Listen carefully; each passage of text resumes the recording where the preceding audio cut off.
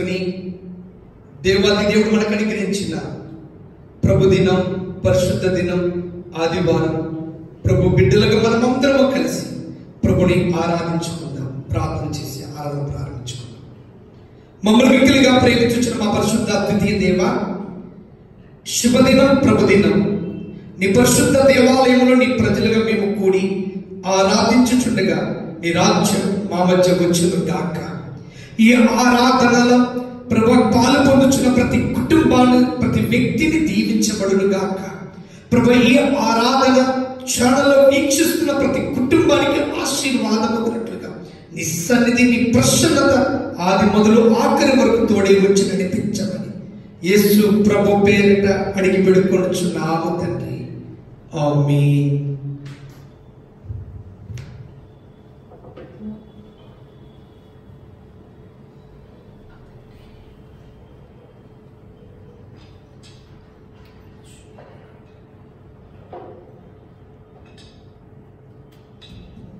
హల్లెలూయా, హల్లెలూయా.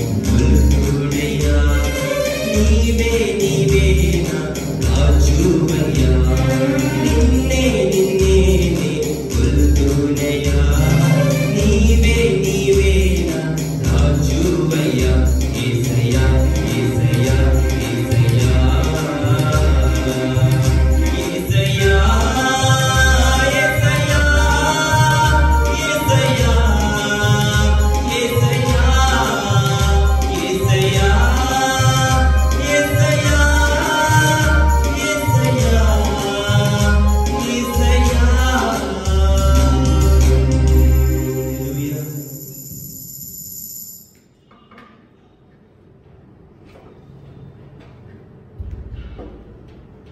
చేసుకుందాం.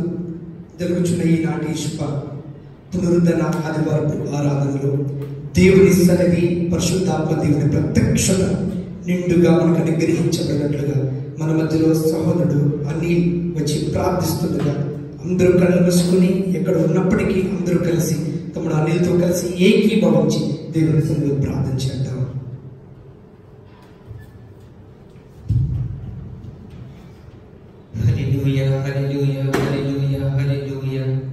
కృపా సత్య సంపూర్ణుడా, ప్రేమ నమ్మకమైన మంచి యేసయ్య, జాలిగల దైవమా తండ్రి, ఈ ఉదయకాల సమయంలో తండ్రి మీ పరిశుద్ధ దినమందు తండ్రి దేవ యేసయ్య మిమ్మల్ని ఎంతగానో ప్రేమించి మీరు ఎంతగానో కృపలో భద్రపరిచి తండ్రి దేవ యేసయ్య మాకు అనుగ్రహించిన ఈ సదవకాశానికి వేలాది వందనాలు తండ్రి. దేవ యేసయ్య మిమ్మల్ని ఎంతగానో ఆరాధించి కీర్తించి కొనియాడవలసిన వారమై ఉన్నాము తండ్రి.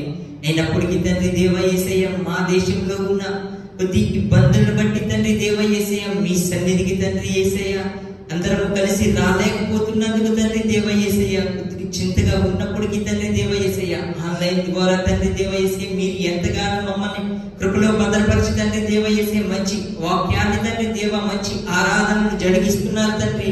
అందుని బట్టి వేలాది వందనాలు స్తుతులు స్తోత్రాలు చెల్లిస్తున్నాను తండ్రి దేవ యేసయ్య.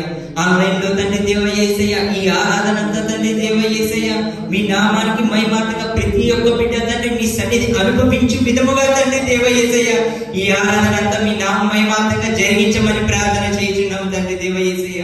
మరి ముఖ్యముగా తండ్రి దేవ యేసయ్య మా దేశంలో తండ్రి దేవ యేసయ్య ఉన్న ఈ తెగులు తండ్రి దేవ యేసయ్య ఏ తెగులైనా తండ్రి దేవ యేసయ్య మీరు అనుగ్రహించుకున్నా తండ్రి అది ఏమాత్రం రాదు తండ్రి దేవ యేసయ్య. దేవ యేసయ్య మీ ఉన్నతమైన కృపలో మమ్మల్ని ఎంతగానో భద్రపరుస్తున్నారు తండ్రి దేవ యేసయ్య. ప్రపంచ దేశాల్లో తండ్రి యేసయ్య ఎంతగానో తండ్రి ప్రజలందరూ ఈ కొలువు తండ్రి దేవ యేసయ్య అల్లాడుతున్నప్పటికీ తండ్రి దేవ యేసయ్య మా జిల్లాను తండ్రి దేవ యేసయ్య మీరు ఎంతగానో మీ కళ్ళ నీళ్ళలో తండ్రి దేవ యేసయ్య మమ్మల్ని కాచి కాపాడు విధానానికి వేలాది వందనాలు తండ్రి దేవ యేసయ్య. కోడి తన రెక్కల కింద తండ్రి దేవ యేసయ్య మమ్మల్ని కాచి కాపాడు విధముగా తండ్రి మీరు కాచి కాపాడుతున్న విధానానికి వేలాది వందనాలు స్తుతులు స్తోత్రాలు చెల్లిస్తున్నాను తండ్రి దేవ యేసయ్య. ఈ కొద్ది వల్ల తండ్రి దేవ యేసయ్య ఎవరు ఇబ్బంది పడకుండా తండ్రి మీ కృపలో భద్రపరుస్తున్నారు అందరిని బట్టి వందనాలు. మరి ముఖ్యంగా తండ్రి దేవ యేసయ్య ఈ ఆరాధన అంతా తండ్రి మీ నామానికి మహిమార్థంగా తండ్రి మీ కృపలో భద్రపరిచి దీవించి ఆశీర్వదించండి తండ్రి. మరి ముఖ్యంగా దైవజనులు తండ్రి మీ ఆత్మ అభిషేక వర్షంతో కుమ్మరించండి తండ్రి. మీ పరిశుద్ధ ఆత్మానికి తోడుగా ఉంచండి తండ్రి. అటు కాని వాక్య సందేశంతో తండ్రి దేవ యేసయ్య దైవజనులు దీవించండి ఆశీర్వదించండి. మీ పరిశుద్ధాత్మతో ఆయన నింపండి తండ్రి దేవ యేసయ్య. పరిశుద్ధాత్మ దేవ మీరు మాకు తోడుగా ఉంచండి. పరిశుద్ధాత్మ దేవ మీరు మాకు సహాయం చేయండి తండ్రి యేసయ్య. మీ పరిశుద్ధాత్మ మాకు తోడుగా ఉంచి మీ నామానికి మహిమార్థంగా ఈ ఆరాధన జరిగించమని ప్రార్థన చేస్తున్నాం తండ్రి దేవ యేసయ్య. దైవజనులు తండ్రి దేవ యేసయ్య అభిషేకించండి తండ్రి దేవ యేసయ్య. మీ కృపలో భద్రపరచండి తండ్రి దేవ యేసయ్య. మీ నామానికి ఈ ఆరాధన అంతా తండ్రి దేవ యేసయ్య మహిమార్థంగా చూస్తున్న ప్రతి ఒక్క బిడ్డకు తండ్రి మీ కృపలో భద్రపరచు తండ్రి. ఆత్మీయ జీవితాన్ని బలపరచు విధంగా ఈ ఆరాధన జరిగించండి తండ్రి దేవ యేసయ్య. ఇంకా నువ్వు తండ్రి దేవ యేసయ్య కూడుకుని ప్రతి ఒక్క బిడ్డను మీ పాద సన్నిధిలో పెడుతున్నా కృపలో భద్రపరచండి దీవించి ఆశీర్వదించండి తండ్రి. మీ నామకి మహిమ కనుక తండ్రి ఇంకను తండ్రి ఈ తెగులంతటినీ తండ్రి దేవ యేసయ్య మాకు దూరపరచమని ప్రార్థన చేస్తున్నాం తండ్రి. సంఘమంతా అత్యాశక్తితో తండ్రి దేవ యేసయ్య కూడుకొని మిమ్మల్ని ఆరాధించవలసిన వారమై ఉన్నప్పటికీ తండ్రి దేవ యేసయ్య వీలు కాని పరిస్థితులు ఉన్నప్పటికీ తండ్రి దేవ యేసయ్య మీ కృపలో మమ్మల్ని అందరినీ భద్రపరచండి తండ్రి దేవ. ఆకాశ పక్షులను చూడండి, అవి విత్తవు కోయవు, వాటి కొరిసి లేదు పుట్టి లేదు, అయినప్పటికీ తండ్రి దేవ వాటిని పోషించువాడు నేనే అని చెప్పి ఉన్నారు తండ్రి. వాటికన్నా మీరు శ్రేష్ఠులు కారా అని చెప్పి ఉన్నారు తండ్రి దేవ యేసయ్య. ఏ కీడు తండ్రి దేవ యేసయ్య ఏ కొదుపు మాకు దరి చేరుకున్న మీ కృపలో మమ్మల్ని భద్రపరిచి దీవించండి తండ్రి. మరి ముఖ్యంగా తండ్రి వాక్యోపదేశంలోకి తండ్రి వెళ్తుండగా మీ కృపలో భద్రపరచండి. ఇంతవరకు తండ్రి పాటల ద్వారా తండ్రి వాక్యం ద్వారా తండ్రి మీరు మాతో మాట్లాడినందుకు వందనాలు తండ్రి. మరి ముఖ్యంగా వాక్యంలోకి వెళ్తుండగా కీర్తనలోకి వెళ్తుండగా తండ్రి మీ శక్తివంతమైన పరిశుద్ధ ఆత్మక్రియ జరిగించండి. మీ నామానికి మహిమార్థంగా తండ్రి మమ్మల్ని అందరినీ దీవించి ఆశీర్వదించండి తండ్రి. వాక్యోపదేశంతో తండ్రి దేవ యేసయ్య దైవజనులు అభిషేకించి దైవజనుల ద్వారా మీరు మాతో ఏమైతే మాట్లాడాలని అనుకున్నారో తండ్రి దేవ యేసయ్య క్లుప్తమైన వాక్యోపదేశంతో తండ్రి దేవ యేసయ్య మాతో మీరు మాట్లాడి మా ఆత్మీయ జీవితాన్ని బలపరిచి తండ్రి దేవ యేసయ్య చూస్తున్న ప్రతి ఒక్క బిడ్డ తండ్రి మీ నామానికి మహిమార్థంగా జీవించుటకు తండ్రి కుడి కుడియకు గాని ఎడమకు గాని ఎటు త్రొట్టెలకు ఉన్న తండ్రి దేవ యేసయ్య మీ నామానికి మహిమార్థంగా మీ సాక్షులుగా మీ పరిశుద్ధ ఆత్మతో మమ్మల్ని ఎత్తి పట్టుకొని తండ్రి దేవ యేసయ్య మీ నామానికి మహిమార్థంగా జీవించుటకు తండ్రి రానయ్యలు ఉన్న రోజుల్లో తండ్రి మీ నామానికి మహిమార్థంగా గొప్ప శ్రేష్టకరమైన ఆరాధనలు జరిగించమని ప్రార్థన చేస్తున్నాను తండ్రి దేవ యేసయ్య. మరి ముఖ్యంగా తండ్రి వాక్యంలోకి వెళ్తుండగా మీ సన్నిధి మీ ప్రసన్నత మాకు తోడుగా ఉంచి నడిపించమని ఈ చిన్న ప్రార్థన మీ సన్నిధి చేర్చుకోమని యేసు అతి పరిశుద్ధమైన వాక్య నామములో అడిగి వేడుకుంటున్నాము తండ్రి. ఆమేన్. దయచేసి కూర్చుందాం. ఎక్కడ ఉన్నప్పటికీ పరిశుద్ధ గ్రంథమును తెరిచినట్లయితే ఈ దినమే ఈ ఆరాధనలో కీర్తన భాగముగా పరిశుద్ధ గ్రంథంలో నుండి పాత నిబంధన గ్రంథం పేజీ నంబర్ 478 కీర్తనలు 51వ కీర్తన మన మధ్యలో బ్రదర్ అరుణ్ కుమార్ వచ్చి చదువుతుండగా ఉత్తర ప్రత్యుత్తరముగా దీన్ని మనము అందరం కలిసి చదువుతాం. పరిశుద్ధ గ్రంథములో నుండి పాత నిబంధన గ్రంథం పేజీ నంబర్ 478 కీర్తనలు 51వ కీర్తన. హల్లెలూయా. దేవా దేవా నీ కృప చొప్పున నన్ను కరుణించుము. నీ వాత్సల్య బాహుల్యము చొప్పున నా అతిక్రమములను తుడిచివేయము. నా దోషము పోవునట్లు నన్ను బాగుగా కడుగుము. నా పాపము పోవునట్లు నన్ను పవిత్రపరచుము. నా అతిక్రమములు నాకు తెలిసే ఉన్నవి. నా పాపం ఎల్లప్పుడు నా ఎదుటనున్నది. నీకు కేవలము నీకే విరోధముగా నేను పాపము చేసి ఉన్నాను. నీ దృష్టి ఎదుట నేను చెడుతనము చేసి ఉన్నాను. కావున ఆజ్ఞ ఇచ్చినప్పుడు నీవు నీతిమంతుడుగా అగపడుదు. తీర్పు తీర్చినప్పుడు నిర్మలుడుగా అగపడుదు. నేను పాపములో పుట్టినవాడను. పాపములోనే నా తల్లి నన్ను గర్భమును ధరించెను. నీవు అంతరంగములో సత్యము కోరుచున్నావు. అంతర్యమున నాకు జ్ఞానము తెలియజేయదు. నేను పవిత్రుడనగునట్లు హిస్సోపుతో నా పాపము పరిహరింపు. హిమము కంటేను నేను తెల్లగా ఉండినట్లు నీవు నన్ను కడుగుము. ఉత్సాహ సంతోషములు నాకు వినిపింపు. అప్పుడు నీవు విరిచిన ఎముకలు హర్షించు. నా పాపములకు విముఖుడవు కమ్ము. నా దోషములన్నిటినీ తుడిచివేయము. దేవా నా యందు శుద్ధ హృదయము కలుగజేయము. నా అంతరంగములో స్థిరమైన మనస్సును నూతనముగా పుట్టించు. నీ సన్నిధిలో నుండి నన్ను త్రోసివేయకు. నీ పరిశుద్ధాత్మను నా యొద్ద నుండి తీసివేయకు. నీ రక్షణానందము నాకు మరలా పుట్టించు. సమ్మతి గల మనస్సు కలుగజేసి నన్ను దృఢపరచుము. అప్పుడు అతిక్రమము చేయువారికి నీ త్రోవలను బోధించెదను. పాపులను నీ తట్టు తిరుగుదు. దేవా నా రక్షణకర్తయగు దేవా రక్తాపరాధము నుండి నన్ను విడిపించుము. అప్పుడు నా నాలుక నీ నీతిని గూర్చి ఉత్సాహగానము చేయును. ప్రభువా నా నోరు నీ స్థుతిని ప్రచురపరచునట్లు నా పెదవులను తెరువుము. నీవు బలిని కోరువాడవు కావు. కోరిని ఎడల నేను అర్పించుదును. దహన బలి నీకు ఇష్టమైనది కాదు. విరిగిన మనస్సే దేవునికి ఇష్టమైన బలుడు. విరిగి నలిగిన హృదయమును నీవు అలక్ష్యము చేయవు. నీ కటాక్షము చొప్పున సియోనుకు మేలు చేయము. యెరూషలేము యొక్క గోడలను కట్టించుము.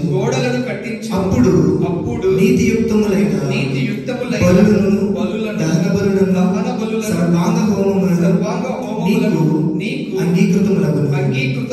అప్పుడు జనులు నీ బలిపీఠం మీద కోడెలను అర్పించెదరు. ఆమేన్. దయచేసి మన బైబిల్ను మూసి మీరు ఎక్కడ ఉన్నప్పటికీ మీకు ఆరోగ్యం సహకరిస్తే మోకాల మీద ఉండగలిగిన వారు మోకాల మీద ఉండి ప్రభు సన్నిధిలో 2 చేతులు పైకెత్తి ప్రభు నామములో కొన్ని నిమిషములు దేవుని స్తుతిద్దామా? హల్లెలూయా, హల్లెలూయా, హల్లెలూయా, హల్లెలూయా. యేసయ్యా, నిన్ను ఆరాధించుటకు మీరు మమ్మల్ని ప్రేమించారయ్యా. అయ్యా, ఈ మా జీవితాన్ని నీ సన్నిధిలో మోకరిల్లి నీ ఎదుట మేము సమర్పించుకుంటున్నాం. సజీవ యాగముగా నన్ను మమ్మలను నీకు అర్పణ చేయించున్నాం ప్రభువా. నన్ను నీ అధికారములకు అప్పగించుకొనుచున్నా పరిశుద్ధాత్ముడా, నన్ను చెయ్యి పట్టి నీవే నడిపించండి. పరిశుద్ధాత్మదేవా, పరిశుద్ధాత్మదేవా, నాకు సహాయకుడివై నన్ను చెయ్యి పట్టి యేసయ్య నామముని మహిమపరచుటలుగా నడిపించండి. దేవా, యేసయ్యా, నీకే మహిమ కలుగును గాక. ప్రభువా, నీకే మహిమ కలుగును గాక.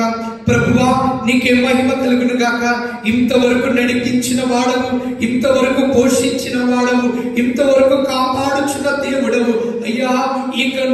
ఇక మీదటను ఏ రోజైనా ఏ పరిస్థితిలో మేము ఉన్నప్పటికీ మాకు సహాయకుడువై నీవు ఉన్నావయ్యా.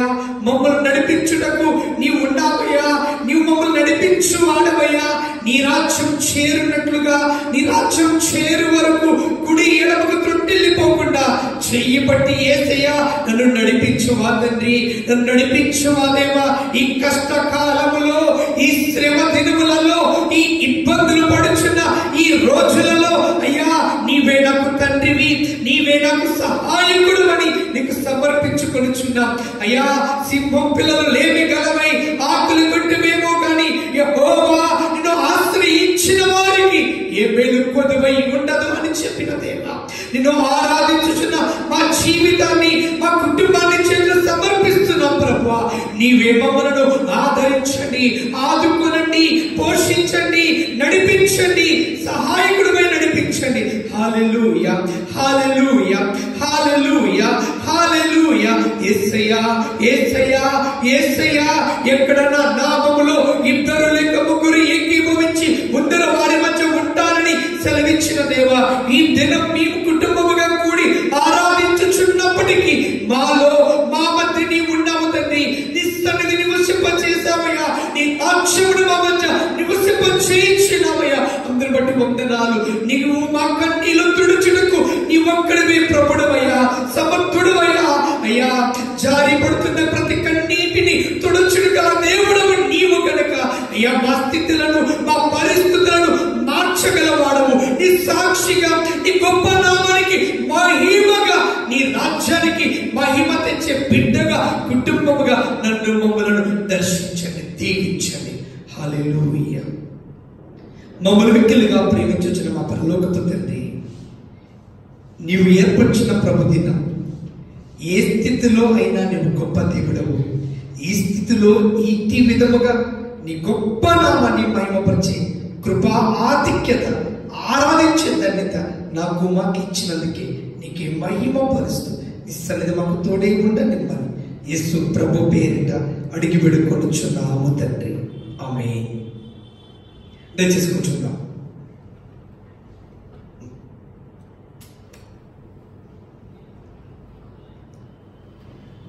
దేవుని పరిశుద్ధ నామానికి మహిమ గంట ప్రభావములు కలుగును గాక. అందరూ సంతోషంగా ఉన్నారా? హల్లెలూయా. సంతోషంగా కలిగిన ఒకసారి హల్లెలూయా, హల్లెలూయా. దేవుని జీవం గల సర్వశక్తి గల దేవుని పరిశుద్ధ నామానికి మహిమ మహిమ మహిమ కలుగును గాక. మన ప్రభువును, మన రక్షకుడు యేసుక్రీస్తు వారు మరొక సమయం ఈ విధముగా ఈ ఆరాధనలో మిమ్మల్ని కలుసుకోవడానికి, మీతో కలిసి ఈ విధముగా ప్రభుని సేవించి ఆరాధించడానికి దేవదేవుడు నాకిచ్చిన ఈ కృపలో, ఈ కృపతో కూడిన ఈ ఆధిక్యతను బట్టి సర్వ మహిమ యేసుకి కలుగును గాక. ఆమేన్. ఈ సమయంలో ఆరాధనలో వాక్య ధ్యానము కొరకి పరిశుద్ధ గ్రంథములో నుండి కొత్త నిబంధనలో 2 వాక్య భాగాలను నేను చదివించాలనుకుంటున్నా. మొదటిగా యోహాను సువార్త 13వ అధ్యాయం, యోహాను సువార్త 13వ అధ్యాయం 15వ వచనం, మరియు పేతురు రాసిన మొదటి పత్రిక 2వ అధ్యాయం 22, 23 వచనములు. జాగ్రత్తగా ఆలకించండి. యోహాను సువార్త 13వ అధ్యాయం 15వ వచనం. యోహాను సువార్త 13వ అధ్యాయం 15వ వచనం. పేతురు రాసిన మొదటి పత్రిక 2వ అధ్యాయం 22, 23 వచనం. నేను మీకు చేసిన ప్రకారము మీరును చేయవలనని మీకు మాదిరిగా ఇలాగ చేసింది. దాసుడు తన యజమానుని కంటే గొప్పవాడు కాడు, పంపబడినవాడు. ఆయన పాపము చేయలేదు, ఆయన నోటన ఏ కపటమును కనబడలేదు. ఆయన దూషించబడి బదులు దూషింపలేదు. ఆయన శ్రమ పెట్టబడినయు బెదిరింపక న్యాయంగా తీర్పు తీర్చు దేవునికి తన్ను తాను అప్పగించుకొనెను. చదువు వరకు 21 వచనం కూడా. పేతురు రాసిన మొదటి పత్రిక 2వ అధ్యాయం 21 వచనం. క్రీస్తు కూడా మీ కొరకు బాధపడి మీరు తన అడుగు జాడలయందు నడుచుకొనినట్లు మీకు మాదిరి ఉంచిపోయెను. ప్రార్థన. పరిశుద్ధుడా, యోహాను సువార్త 13వ అధ్యాయం 15వ వచనం, పేతురు రాసిన మొదటి పత్రిక 2వ అధ్యాయం 21వ వచనం. ఈ 2 లేఖనములను బాలుడు 5 రొట్టెలు 2 చిన్న చేపలను నీ శక్తి గల నీ గాయపడిన ఆ చేతిలో అప్పగించినట్లుగా, అయ్యా, ఈ వాక్య లేఖనాలను నీ చేతిలో పెట్టి ఉన్నా, ఇది విరిచి నాకు ఆత్మీయ జీవాహారముగా పంచిపెట్టి మమ్మల్ని బలపరచమని యేసు ప్రభు పేరు అడిగి వేడుకొనుచున్నాము తండ్రి. ఆమేన్. జాగ్రత్తగా ఆలకించండి. మనం చదువుకున్న లేఖన భాగం యోహాను సువార్త 13వ అధ్యాయం 15వ వచనం. నేను మీకు చేసిన ప్రకారం మీరును చేయవలనని మీకు మాదిరిగా ఇలాగూ చేసేదిని. ప్రభువైన యేసుక్రీస్తు వారు మాట్లాడిన మాట. నేను అంటే యేసు చెబుతున్నాడు, నేను అనబడే యేసు ప్రజలతో చెప్తున్నాడు, మీకు చేసిన ప్రకారం, మీ మధ్యలో నేను చేయించున్న ప్రకారం మీరును చేయవలనని మీకు మాదిరిగా ఇలాగూ చేసేదిని. పేతురు రాసిన పత్రికలో ఏముందంటే, మీరు ప్రజలమైన మనతో ప్రభు చెప్తున్నాడు, మీరు తన అడుగు జాడలయందు నడుచుకొనున్నట్లు మీకు మాదిరి ఉంచెను. యేసే జీవితం సర్వ మానవాళికి మాదిరిగా చేసి చూపెను, మాదిరిగా ఉంచెను. ఈరోజు ఈ నా మాట వింటూ, ఈ ఆరాధనలో పాల్గొంటూ, ఈ వాక్యాన్ని వినబోతున్న నీతో ఒక ప్రశ్న అడుగుతున్నా. ఎవరిని నీవు మాదిరిగా చేసుకొనుచున్నావు? ఎవరిని పోలి నీవు నడుచుకుంటున్నావు? నిన్ను చూచినప్పుడు, నీ నడకను చూచినప్పుడు, నీ మాటలు చూచినప్పుడు, నీ ప్రవక్తను చూచినప్పుడు, నీ హెయిర్ స్టైల్ చూసినప్పుడు, నీ వస్త్రధారణ చూస్తున్నప్పుడు నీవు ఎవరిని వెంబడిస్తున్నావని, ఎవరిని మాదిరిగా తీసుకుంటున్నావని లోకము గ్రహిస్తుంది. యేసే చెబుతున్నాడు, నేను మీకు మాదిరిగా, మీరు ఈ లోకము నన్ను మాదిరి చేసుకుని ఆ మాదిరిన జీవితాన్ని చూపిన మార్గంలో మీరు నడిచి, నేను నివసించే, నేను వెళ్ళే ఆ స్వర్గం మీరు చేరాలి, మీరు రావాలి, మీరు ఉండాలని ఆశతో దేవుడు మనిషికి, మానవాళికి మార్గాన్ని, మాదిరిని చూపించాడు. నా ప్రసంగాంశం యేసయ్య మానవాళికి చూపిన మాదిరి లేక అడుగుజాడలు. నా ప్రసంగాంశం యేసయ్య మానవాళికి చూపిన మాదిరి. మనిషి ఈరోజు ఈ మాట వింటున్న తమ్ముడు, చెల్లి, తల్లి, తండ్రి, అన్న, అక్క, ఈ లోకంలో పుట్టిన ప్రతి మనిషి, మానవాళి ఒక మాదిరిని చూపించాడు యేసయ్య. యేసును పోలి తన అడుగు జాడలలో నడిచి ఆయన వెళ్ళిన ఆ స్వర్గం, ఆ నిత్యత్వములోనికి ప్రవేశించడానికి నీకు ఆయన వేసిన ఒక బాట, ఒక మార్గం ఈరోజు మీ ముందు పరిశుద్ధాత్మ దేవుడు చూపించబోతున్నాడు. యేసయ్య మానవాళికి చూపిన మాదిరి. బైబిల్ చెప్తుంది, ఏ భేదము లేదు, అందరూ పాపము చేసి దేవుడు అనుగ్రహించే మహిమను పొందలేకపోతున్నారు. మనమందరము గొర్రెల వలె త్రోవ తప్పి తిరిగి ఏ త్రోవలో నిత్యత్వానికి ప్రవేశించగలం, ఏ అడుగు జాడలలో నడుచుట ద్వారా మనిషికి మోక్షం చేరగలుగుతాడు, మానవాళి ఎరగక తిరుగులాడుచున్నారు. త్రోవ తప్పిపోయిన వేళలో ఉండగా మానవాళిని సృష్టించిన సృష్టికర్త ఆ దేవదేవుడు మనుషులకు అనగా నీకు నాకు ఆ మోక్షం నిత్య రాజ్యములో ప్రవేశింప చేయుటకు త్రోవ తప్పిన మనకు నిజమైన త్రోవ ఏదో చూపడానికి వేసిన బాటే యేసయ్య అంటున్నాడు, మీరు తన అడుగు జాడలలో నడుచుటకు. యేసయ్య మానవులకు చూపిన మాదిరి లేక అడుగు జాడలు, యేసయ్య చూపిన ఆ మాదిరిని మనం ఈరోజు పాటించగలిగితే నీవు చెప్పగలవు, నేను చెప్పగలవు, ఆ దేవదేవుడు మనకి ఇచ్చే ఆ రాజ్యంలో ప్రవేశించగలమని. ఒకటి, యేసయ్య చూపిన మాదిరి. నా ప్రసంగం చెప్పండి. యేసయ్య మానవాళికి చూపిన మాదిరి లేక అడుగు జాడలు. ఒకటి, ఏ మంచి లేని స్థలములో మంచివాడిగా పెరిగెను. ఏ మంచి లేని స్థలములో మంచివాడిగా పెరిగెను. యేసయ్య ఎక్కడ శరీరధారిగా పెరిగాడో తెలుసా? నజరేతు అన్న ఊరిలో పెరిగాడు. ఏ ఊరిలో తిరిగాడు? నజరేతు వాడు అని పిలువబడేవాడు. ఆయన పెరిగిన ఊరు నజరేతు. బైబిల్లో మీరు బైబిల్ తీయక్కర్లేదు కానీ యోహాను సువార్త 1వ అధ్యాయం 46వ వచనంలో ఇలా ఉంది, నజరేతులో నుండి మంచిది ఏదైనా రాగలదా? జాగ్రత్త పైన ఆలోచించాలి. నజరేతులో నుండి మంచిది ఏదైనా రాగలదా?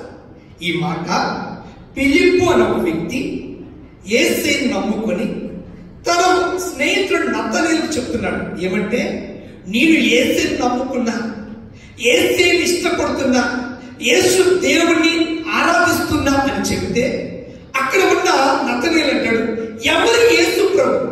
ఎక్కడ యేసు ప్రభు? ఎక్కడ అంటే నజరేయుడని యేసు. వెంటనే నతనీయులు ఆశ్చర్యపోతాడు. ఏంటి, నజరేతులో నుండి మంచివాడు రాగలడా? అక్కడ అసలు మంచి ఉందా? జాగ్రత్తు ఆశ్చర్యంగా చెప్తాడు. ఏంటి, నజరేతులో నుండి మంచి అంటే ఆ ఊరికి మంచి పేరు లేదు. ఆ ఊరిలో ఒక్కరు కూడా మంచివారు లేరు. ఏ మంచి లేదు. అందరూ చెడిపోయారు. అందరూ చెడ్డతనమే, చెడు అలవాటులు, చెడు తత్వం, చెడు స్వభావం, చెడు తప్ప మంచి లేని చోటది. మనం చాలా మంది అంటాం, ఏందన్నా అంటే మేము పెరిగిన వాతావరణం ఏంటి, అలా నాకు అలా అలవాటు అయిపోతుందండి, నలుగురితో ఉండడానికి అక్కడ ఉన్నాడు. నో, యేసు ప్రభు చెడిపోయిన స్థలములోనే ఆయన పెరుగుతున్నాడు, కానీ చెడు తనలోకి రాకుండా తనని కాపాడుకున్నాడు. క్రైస్తవుడా, నీవు ప్రత్యేకంగా ఉండాలి అని యేసు ప్రభు చెప్పాడు. అంటే నువ్వు కాలేజీ చదవద్దని కాదు, ఆఫీస్కి వెళ్ళొద్దని కాదు, వ్యాపారం చెయ్యొద్దని కాదు, నువ్వు ఒక వీధిలో, ఒక ప్రాంతంలో, ఒక పట్టణంలో ఉండొద్దని కాదు. నువ్వు ఉండే స్థలము ఎలాంటిదైనా, ఆ చుట్టూ వాతావరణం ఎట్లాంటి వ్యసనాలు, ఎట్లాంటి అలవాట్లు, ఎటువంటి స్వభావము కలిగి ఉన్నప్పటికీ నీవు యేసయ్య పెరిగినట్లుగా నీ భక్తిని, నీ మంచితనాన్ని, నీ గొప్పతనాన్ని నువ్వు కాపాడుకోవాలి. లోకం నిన్ను ప్రభావితం చేయకూడదు, నీవే లోకాన్ని ప్రభావితం చేయాలి. క్రైస్తవ జీవితం అంటే లోకంతో కొట్టుకుపోయే చేప, చచ్చిపోయిన చేప కాదు. చనిపోయిన చేప నీటి ప్రవాహం ఎటు కొట్టుకుపోతే అటు వెళ్ళిపోతుంది. కానీ బ్రతికి ఉన్న చేప నీటికి ఎదురీదుంది. క్రైస్తవ జీవితం అంటే ఏంటో తెలుసా? లోకానుసారంగా కొట్టుకుపోవడం కాదు, లోకంతో పాటు సాగిపోవడం కాదు, లోకములోనే యేసు కొరకు వేరుగా ప్రత్యేకంగా జీవించి చూపించాలి. యేసయ్య ఏ మంచి లేని చోటు, మంచి పేరు లేని చోటు, మంచి తనం అనేది లేని చోటు, మంచి మంచి వారు లేని స్థలంలో ఏ పాపము లేని వాడిగా పెరిగాడు, మంచివాడిగా పెరిగి చూపించాడు. అందుకే యేసు ప్రభు సవాలు విసిరాడు, పెద్దయిన తర్వాత నాలో పాపం ఉందని మీలో ఎవరైనా చూపగలరా? ఇందాక మనం చదువుకున్నాం పేతురు రాసిన మొదటి పత్రిక 22:22 ఆయన పాపము చెయ్యలేదు, పాపుల మధ్య ఉండి పాపము చెయ్యకుండా వేరుగా ప్రత్యేకంగా జీవించాడు. ఈరోజు దేవుడు నిన్ను అడుగుతున్నాడు, నువ్వు ఎలా జీవిస్తున్నావు? నీ చుట్టూ ఉన్న వారి యొక్క అలవాటులు, వారి యొక్క వేషధారణ నీపై ప్రభావం చూపుతుందా? నీవు వారికి వేరుగా ప్రత్యేకంగా జీవించగలుగుతున్నావా? బైబిల్ చెప్తుంది రూతు గ్రంథం 3వ అధ్యాయం 10వ వచనంలో, రూతు గ్రంథం 3వ అధ్యాయం 10వ వచనంలో బోయజు రూతుతో అంటాడు, కుమారి, యెహోవా చేత నీవు దీవెన నొందిన తాను. ఎందుకు తెలుసా? ఈరోజు నువ్వు దీవించబడాలనుకుంటున్నావా? నిశ్చయముగా నీవు ఆశీర్వాదించబడి యేసయ్య నామని మహిమపరచాలనుకుంటున్నావా? నీ స్థితిని యేసయ్య నమ్ముకున్నాను, నిజంగా నా స్థితి మారుంది అని నమ్ముతున్న నీవు నీ స్థితిని మార్చే దేవుని వల్ల నువ్వు దీవించబడాలంటే రూతులా నువ్వు మార్చుడు. రూతు వంటి మార్పు నీలో ప్రభుకి చూపించి చూడు.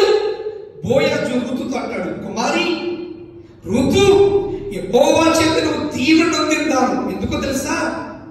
కొద్ది వారినే గాని గొప్ప వారినే గాని యవనస్తులను వెంబడింపక ఉండుట వలన నీ మునుపటి ప్రవక్తన కంటే వెనకటి ప్రవక్తన మరి ఎక్కువైనది. నువ్వు యోగ్యురాలవి అని నా జనులందరూ ఎరుగుదురు.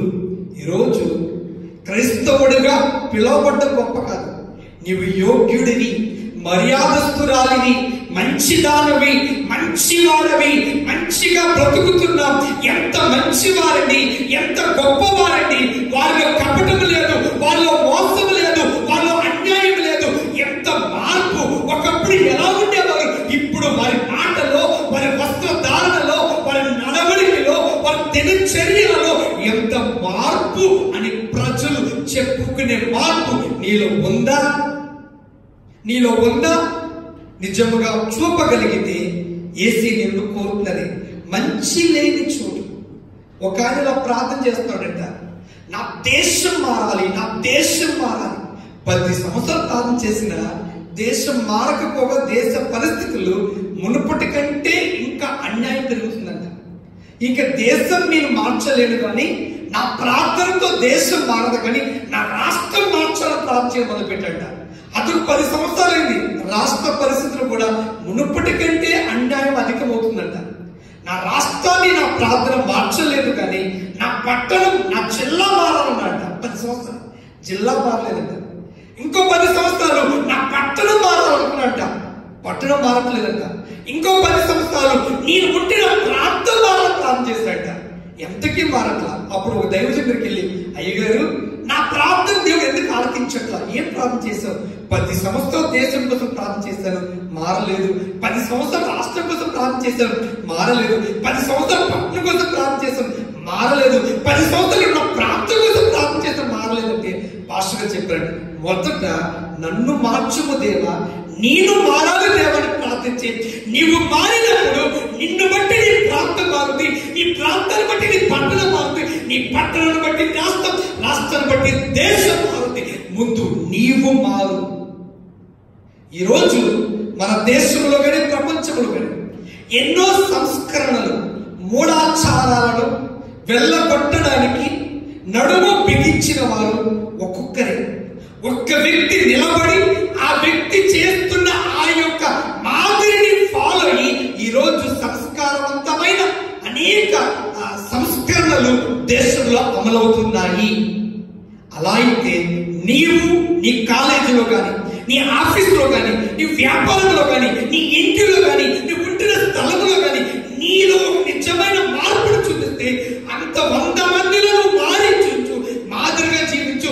నిన్ను ఒకరు ఫాలో అవుతారు, అప్పుడు ఇద్దరు అవుతావు. కొద్ది రోజులకి 3 అవుతారు, ఆ కొద్దిలో 10 మంది అవుతారు, ఆ 10 మందికి 50 మంది అవుతారు, 50 మంది 100 మంది అవుతారు. మార్పు నీ ద్వారా అవుతుంది. మంచిగా లేని స్థలములో యేసయ్య మంచివాడుగా తిరిగాడు.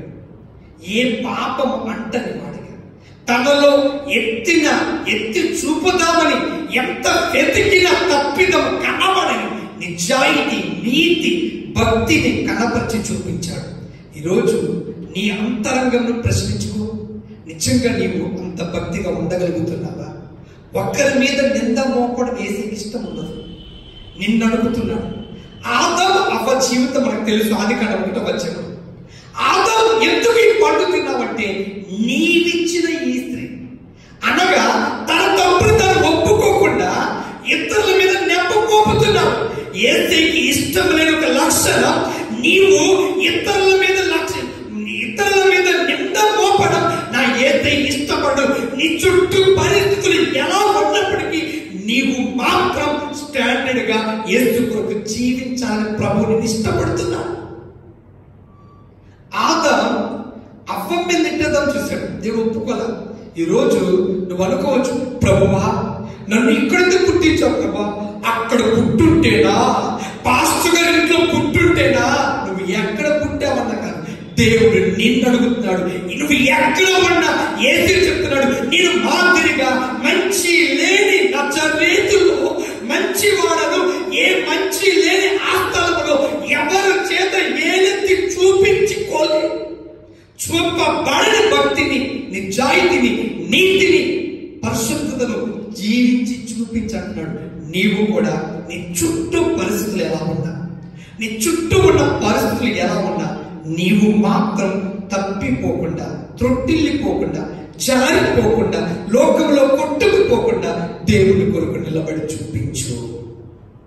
బైబిల్లో సమూయేలు మొదటి గ్రంథం 2వ అధ్యాయం, మీరు తర్వాత చదవండి, నా వైపు చూడండి. సమూయేలు మొదటి గ్రంథం 2వ అధ్యాయం 22 నుండి 26 దాకా చూసుకుంటే, సమూయేలు గ్రంథంలో అక్కడ పాస్టర్ గా, యాజకుడుగా ఏలీ అనే ఒక వ్యక్తి ఉంటాడు. అతనికి 2 కుమారులు, హోప్నికి, ఫీనెహాసు. అక్కడ చరిత్ర చెప్తుంది, అక్కడ లేఖనం ఉంది. వారి ఇద్దరు అంటే అప్పుడు మన భాషలో చెప్పాలంటే పాస్టర్ గారు కూడా ఇద్దరి కొడుకులు చాలా అన్యాయమైన పనులు చేస్తున్నారు, దుర్మార్గులుగా బ్రతుకుతున్నారు.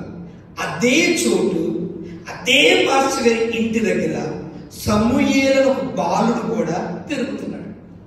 పాస్టర్ గారి ఇద్దరు పిల్లలు చెడిపోయి చెడ్డ మార్గంలో వెళ్తుంటే, పాస్టర్ గారి పిల్లలే చెడిపోతే, చెడు పనులు చేస్తుంటే ఇక నేనెందుకు చేయకూడదు అని సమూయేలు చేయాలి. మంచి లేని చోటు, మంచి వారు లేని చోటు సమూయేలు పెరుగుతున్నాడు. అదే బైబిల్లో ఏమో తెలుసా? 2వ అధ్యాయం 26వ వచనంలో, బాలుడకు సమూయేలు ఇంకా ఎదుగుచు యెహోవా యందును, యెహోవా దయందును, మనుషుల దయందును వర్ధిల్లుచున్నాడు.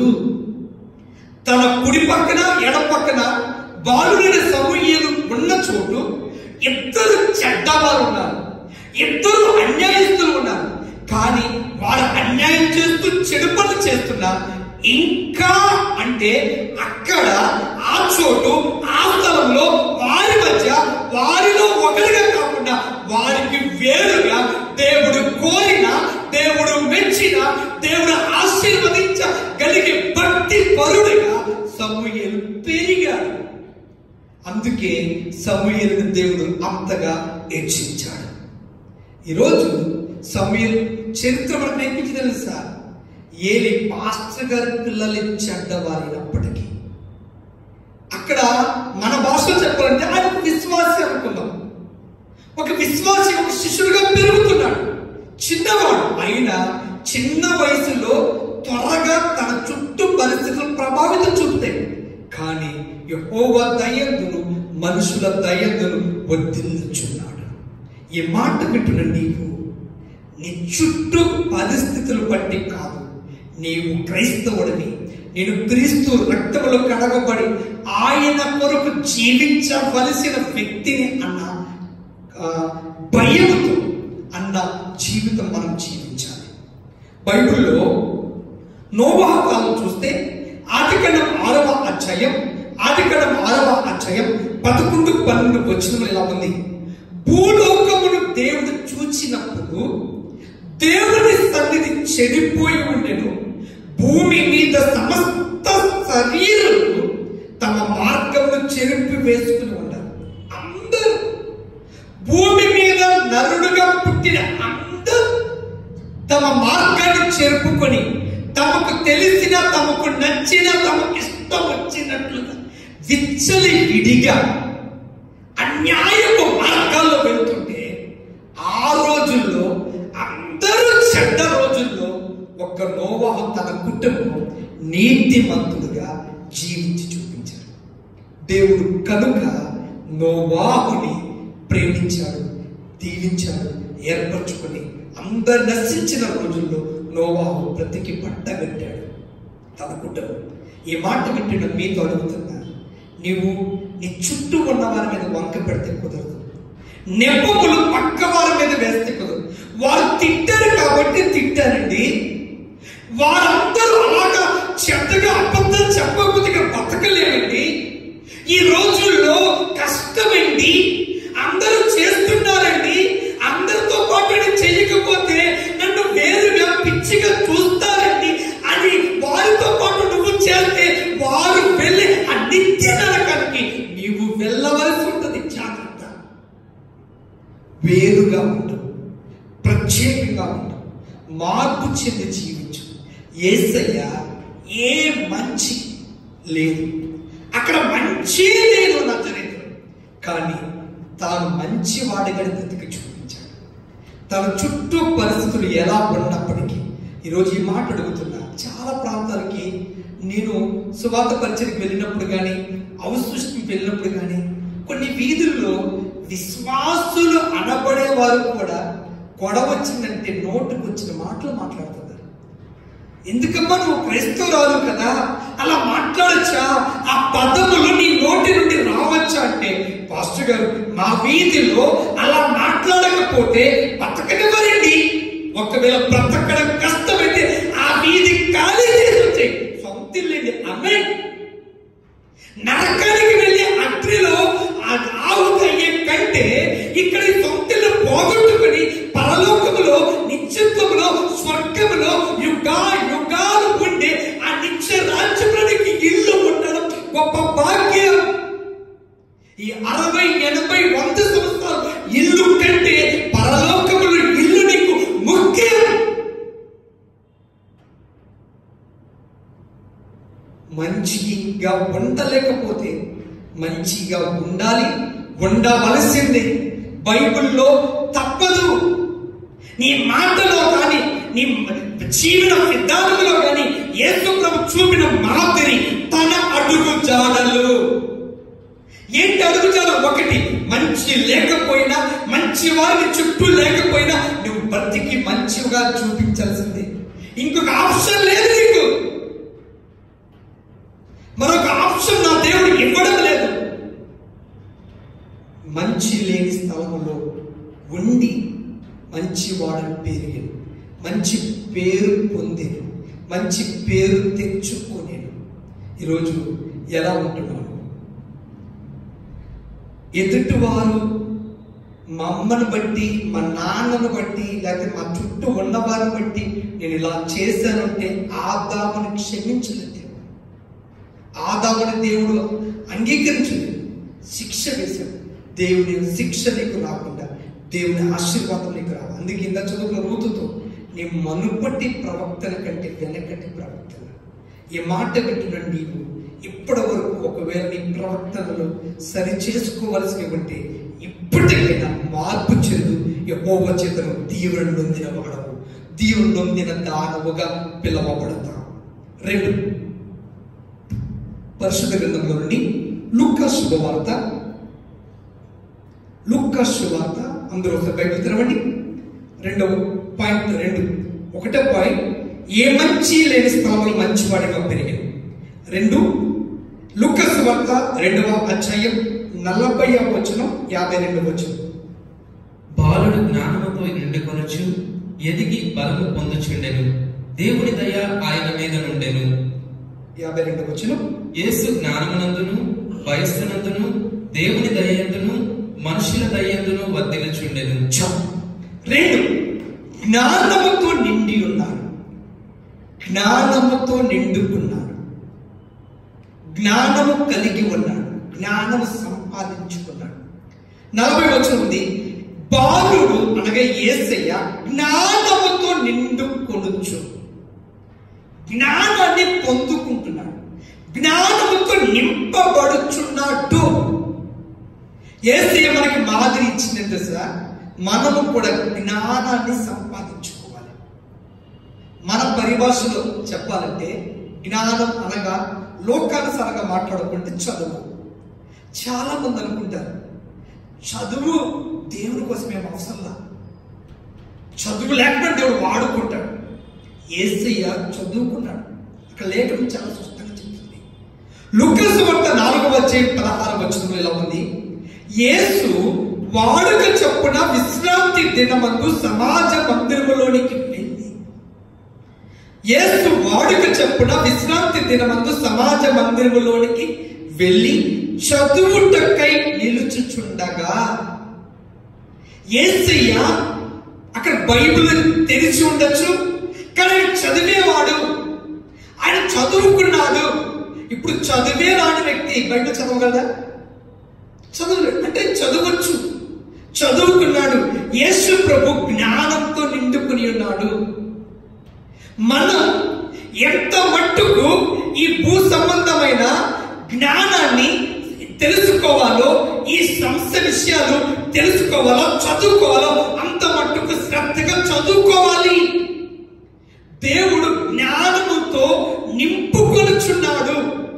నిండుకొనుచున్నాడు అంటే నింపుకోవడం అంటే స్కూల్కి వెళ్తున్నాం, చదువుకుంటున్నాం, అనేక విషయాలు తెలుసుకుంటున్నావు, ఇంకా డిగ్రీల మీద డిగ్రీలు సంపాదిస్తున్నావు, నువ్వు గొప్ప జ్ఞానాన్ని పొందుకుంటున్నావు. యేసు ప్రభు చదువుకోవద్దు అని చెప్పాల. చదువుకు వ్యతిరేకం కాదు. విజయవాడలో గొప్ప దైవజనుడు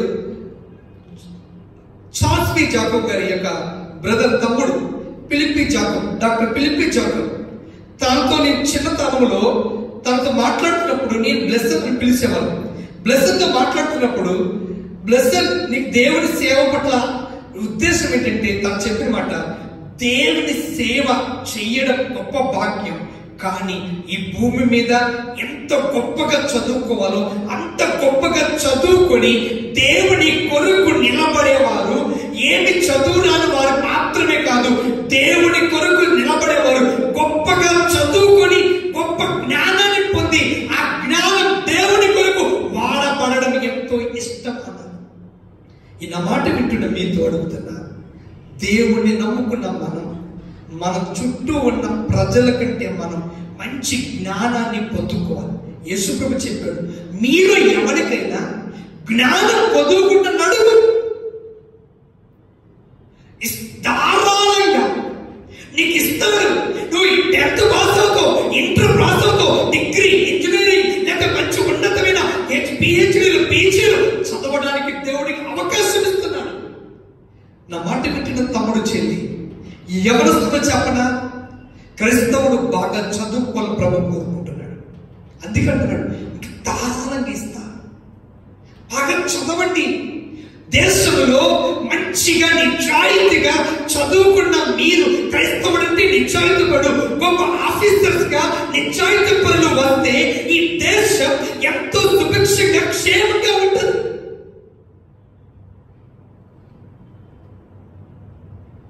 దేశ క్షేమానికి ఉన్నతమైన చదువుకున్న ఆఫీసర్స్ కావాలి. అది కూడా నిజాయితీ పరులైతే ఇంకా ఈ దేశం, మన దేశం ఎంతో సుభిక్షంగా ఉండగలదు. క్రైస్తవుడు నీవు నిజాయితీగా బ్రతకగలవు, బ్రతుకుతావు కనుక నువ్వు ఉన్నతంగా చదువుకొని ఒక మంచి డాక్టర్ అయి నిజమైన వైద్యం అంటే డబ్బుతో కూడిన వైద్యం కాకుండా సేవా దృక్పథంతో చేయగలిగిన వైద్యం క్రైస్తవుడు చేయగలడు.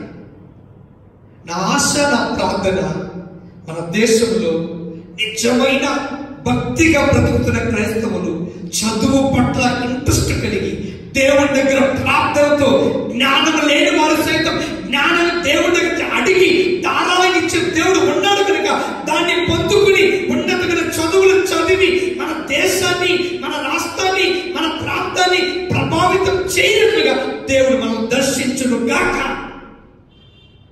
జ్ఞానముతో నిండుకున్నాడు.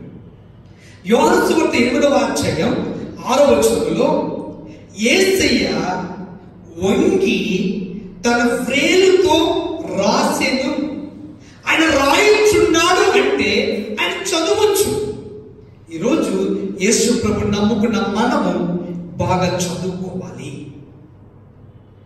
మన దేశం ఇంకా మంచిగా ఎదగాలంటే, ప్రభు కొరకు మన దేశాన్ని మనం మంచి తనంలో పెంచాలంటే చదువుకునే వారు ఎక్కువ కావాలి.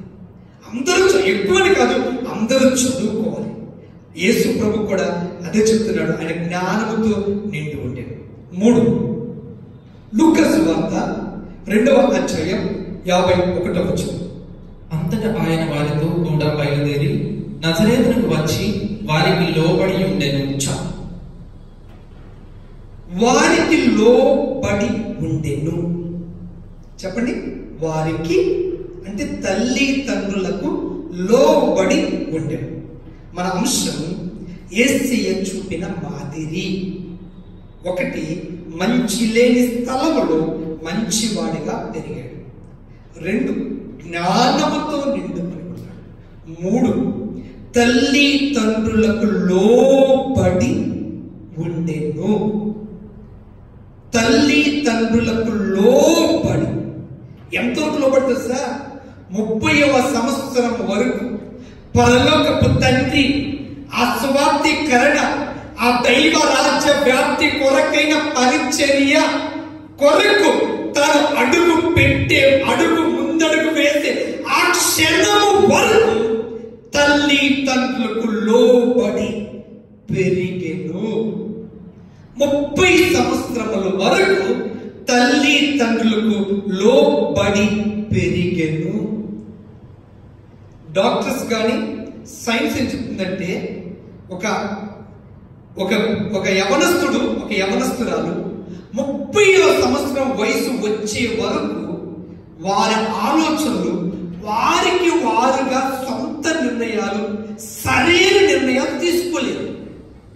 ఆ 30వ సంవత్సరం వయసు వచ్చే సమయానికల్లా వారి పరిపక్వము చెందిన వారే వారు సరైన నిర్ణయాలు తీసుకోగలిగిన వయసు వచ్చింది. అందుకే కొన్ని ప్రాంతాల్లో సాధారణంగా వారి పిల్లలకు 25-30 సంవత్సరాల వయసు వచ్చేవారు పెళ్లిళ్ళు చేయరు. నేను అడిగాను మా పాస్టర్ గారు, కేరళ నుండి వచ్చిన వారు దైవజనులు, పాస్టర్ గారు ఇక్కడ ఆంధ్రాలో 18 సంవత్సరాలు వస్తే ఆడపిల్లలు పెళ్లి చేసేస్తున్నారు, 20 దాటితే 21 వచ్చేస్తే పెళ్లి చేస్తున్నారు. మీ కేరళలో ఎలా చేస్తారంటే, మా కేరళలో అలా చెయ్యం. అమ్మాయికి అయితే 25 దాట మ్యాక్సిమం, అబ్బాయికి అయితే 30 రావాలి. ఎందుకంటే వారు వారి కుటుంబాన్ని, వారి బిడ్డలను, వారి జీవితాన్ని కట్టుకోవడానికి, సరిచేసుకోవడానికి వారు ఒక సొంత ఆలోచనల మీద వారు సరైన ఆలోచనలు చేసి వారి జీవితాన్ని సరైన మార్గంలో నడిపించుకునే వయసు వచ్చే వరకు వారి తల్లి తండ్రులతో ఉండాలి. ఈరోజు యేసు ప్రభు కూడా 30వ వయసు సంవత్సరం వచ్చే వరకు తల్లి తండ్రులకు లోబడి ఉండెను. బైబిల్ చెప్తుంది, కొలసీలకు రాసిన పత్రిక 3వ అధ్యాయం 20వ వచనంలో, పిల్లలారా అన్ని విషయములలో మీ తల్లి తండ్రుల మాట వినుడి. ఆలకించారా? మళ్ళీ చెప్తూ చూడండి, కొలసీ రాసిన పత్రిక 3వ అధ్యాయం 20వ వచనం, పిల్లలారా. పిల్లలు వింటున్నారు కదా? తమ్ముడు, చెల్లి వింటున్నావు కదా? నువ్వు డిగ్రీ చదవచ్చు, పీజీ చదవచ్చు, కానీ నువ్వు కూడా దేవుడు లేక 30 సంవత్సరాల లోపు ఉన్న వారి మాట ఆలకించండి. పిల్లలారా అన్ని విషయములలో మీ తల్లి తండ్రుల మాట వినుడి, ఇది ప్రభువును బట్టి మెచ్చుకొనదగినది. ప్రభు మెచ్చుకునేది ఏంటో తెలుసా? అన్ని విషయములలో తల్లి తండ్రుల మాట వినుడి. ఒక తమ్ముడు నాతో అన్నాడు, తను ఒక అమ్మాయిని ప్రేమించాడంట. అమ్మాయి వాళ్ళ అమ్మ నాన్నలు అమ్మాయి ప్రేమ ఒప్పుకోవట్లేదంట. ఈ అమ్మాయి అంటుందంట, ఇప్పటి వరకు అన్ని మాటలు విన్నాయి, ఈ ఒక్క మాట నా మాట వినండి, ఈ ఒక్క మాట లేదు, అన్ని విషయాలు నువ్వే వినాలి, నీవే లోపడాలి. నువ్వు ఇప్పుడు ప్రేమించిన అబ్బాయిని చేసుకోవాలి నీకుందని అమ్మా నాన్న నీ మాట వినడం కాదు. పిల్లలారా, అన్ని విషయములలో మీ తల్లి తండ్రుల మాట వినుడి, ఇది ప్రభువును బట్టి మెచ్చుకొనదగినది. చాలా మంది జీవితంలో తల్లి తండ్రుల మాట, వారు 18 సంవత్సరాల వయసు రాగానే, 21 సంవత్సరాల వయసు రాగానే ఇక మా ఇష్టం, అమ్మా నాన్నతో మాకు సంబంధం లేదు, మాకు రెక్కలు వచ్చేసింది, మా కాళ్ళ మీద నిలబడగలం, మాకు హక్కు వచ్చేసింది అని చెప్పి వారు నచ్చినట్లుగా బ్రతుకుతున్నారు. నా బైబిల్ అయితే, మన ప్రభు అయితే ఆ అవకాశం ఇవ్వడం లేదు. ఒక నిత్యమైన ఆత్మీయ కుమారుడు కుమార్తెవైతే, దేవుడి రాజ్య పరలోక సంబంధిని అయితే తల్లి తండ్రుల మాట నువ్వు వినవలసిందే. బైబిల్ చెప్తుంది, సామెతలు 23వ అధ్యాయం 25వ వచనంలో, నీ తల్లి తండ్రులకు నీవు సంతోష పెట్టాలి, నీ తల్లి తండ్రులకు సంతోష పెట్టు, వారు సంతోషపరచు, వారి కళ్ళలో కలిగే ఆ ఆనందం నీకు ఆశీర్వాదంగా మారుద్ది. వారు దుఃఖపరిచి, వారిని కన్నీరు పెట్టి నీ సంతోషాన్ని వెతుక్కున్నావా, ఒక రోజు ఎందుకు తప్పు చేశారని పశ్చాత్తాపపడే పరిస్థితులు నువ్వు ఎదుర్కొంటావు. యేసయ్య తల్లి తండ్రులకు లోబడి పెరిగాడు. ఈరోజు ఒకసారి పరీక్షించుకో, క్రైస్తవుడిగా బలపడుతున్నావు, యేసయ్య కోసం పాటలు పాడుతున్నావు, నాట్యం ఆడుతున్నావు, లేకపోతే ప్రార్థన చేస్తున్నావు, బైబిల్ చదువుతున్నావు, కానీ నీవు నీ తల్లిదండ్రుల మాట అన్ని విషయాల్లో వింటున్నావా? వారు నీ మాట వినాలి, వినకపోతే చచ్చిపోతాను, వినకపోతే ఇంట్లోంచి వెళ్ళిపోతాను, బెదిరించి లోపల తీసుకుంటున్నావా? ఇది క్రైస్తవ జీవితానికి సరైనది కాదు.